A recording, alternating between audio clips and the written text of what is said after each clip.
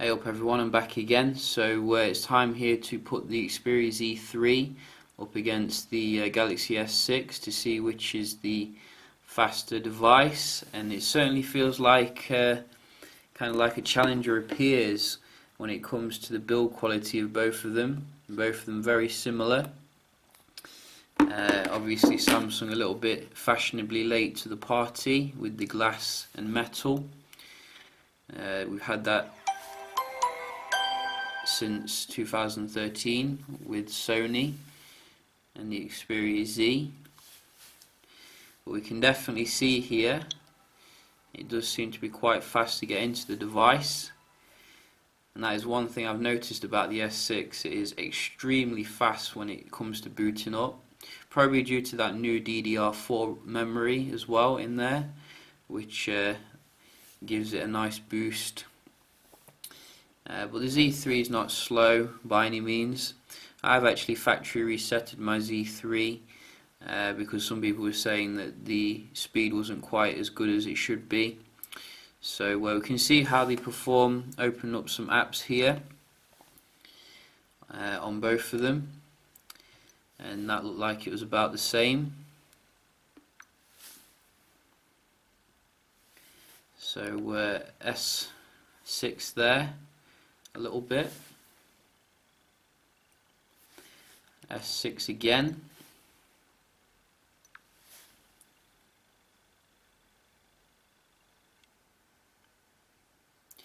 S6 again,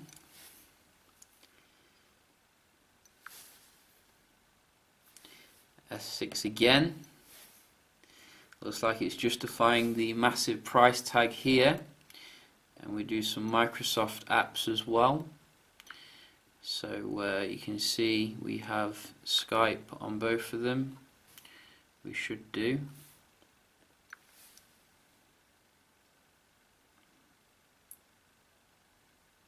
Again, S6, which is nice. S6 again.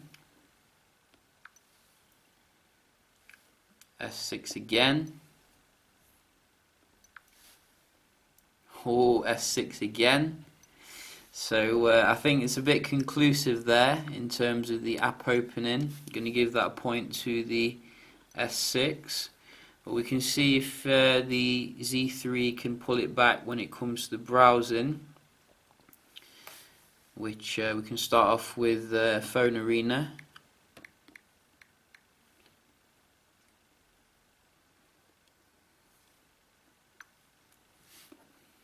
Oh, Z3, good start there. Again, Z3. Wow. This would be a shock if it continued like this. Z3.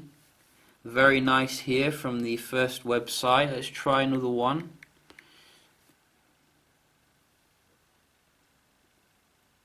Verge. And then go.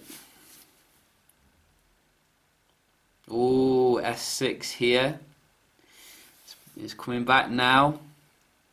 It's not having any nonsense here. Both are a little bit slow though, if you ask me. But then again, this website does kill a lot of phones. And you can see here S6 again, I think. Not far behind though, the Z3, saying it's a Snapdragon 801 versus the beastly Exynos, based upon very small architecture. Let's try one more. So GSM Arena.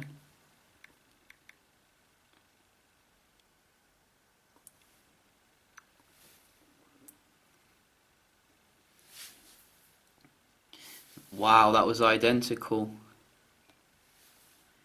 Again, pretty much identical there. So I think I'm going to give that a tie here. Obviously one site was a bit quicker on the Z3 and the other on the S6. Very nice performance from the Z3 here.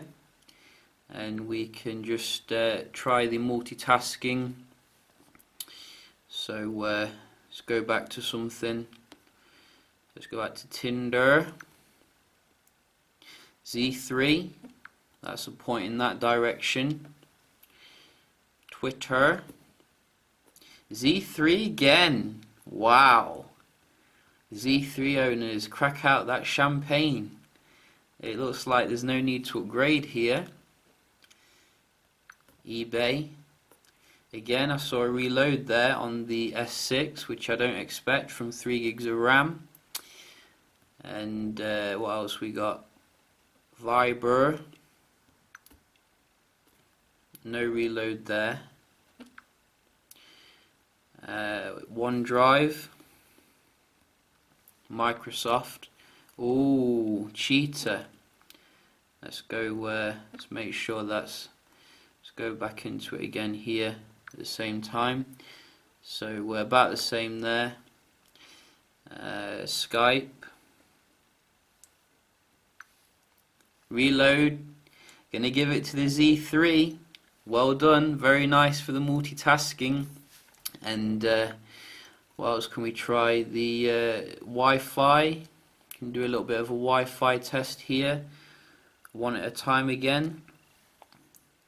I did say that it was going to do them both at the same time, but I think one at a time for these two flagships. We can see which one gives the nicer speed. So they're both on the same server. So let's go with the Z3.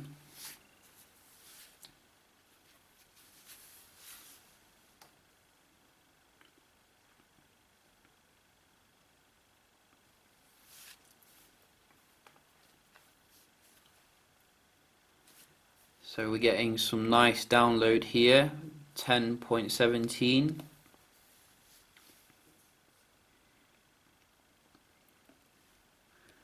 Don't like that screen flicker.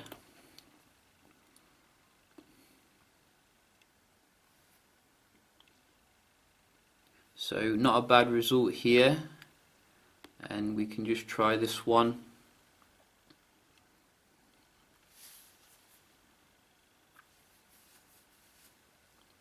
Don't know why they keep changing the refresh rates of displays every year. It's really annoying, particularly when you're trying to make videos.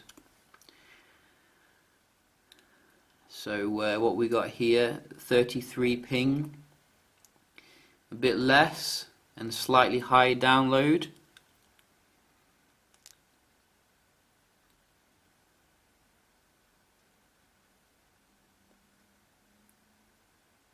But less for the upload. Wow. So slightly geared there towards the S6, I think. But the Z3 no slouch, obviously, not a huge difference really. We can just try the GPS as well. Both are on high accuracy. You can trust me. So what's this? Yeah, so you can see it's a bit different there, but it's basically, it is what it is. And with this one,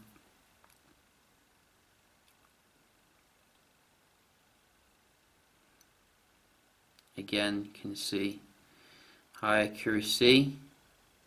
So let's go back to it here. So it looks like we're getting a more accurate fix here with the Z3, but the looks like, in fact, it looks like it's got more in view and also more in use, as well as very accurate. Wow, Z3 here is doing very well, and I'm very pleased here with the result, being a Sony fan. But I do like Samsung as well. But this accuracy seems to be all over the place, whereas this is very stable.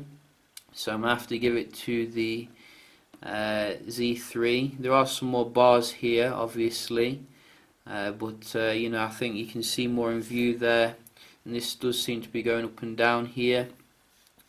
So another point here for the Z3. Wow, very nice performance.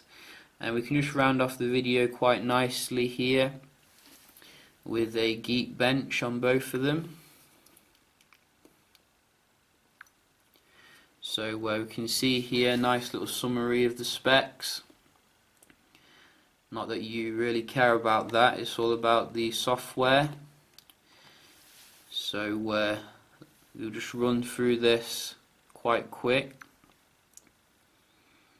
and when it gets to the end I'll resume the video. So it looks like it's not taking long here, and we can see the S6 really powering its way through, and it's done. So this is to be expected. Obviously it's running off very nice architecture, which some people said wasn't even possible. I forget what it's called now, but basically it's the die size, which is very small on the S6, allowing for a very efficient kind of processor. And you can see there we're getting a single core of 1495 versus 960, and that puts it above everything basically. So you know, nothing can touch it there. Z3 still very good here, above the S5, as well as just below the S5 when it comes to multi-core, which gets a very good score on this particular benchmark. But as you can see there, slightly geared towards the S6 there. But overall, you know, I'm very impressed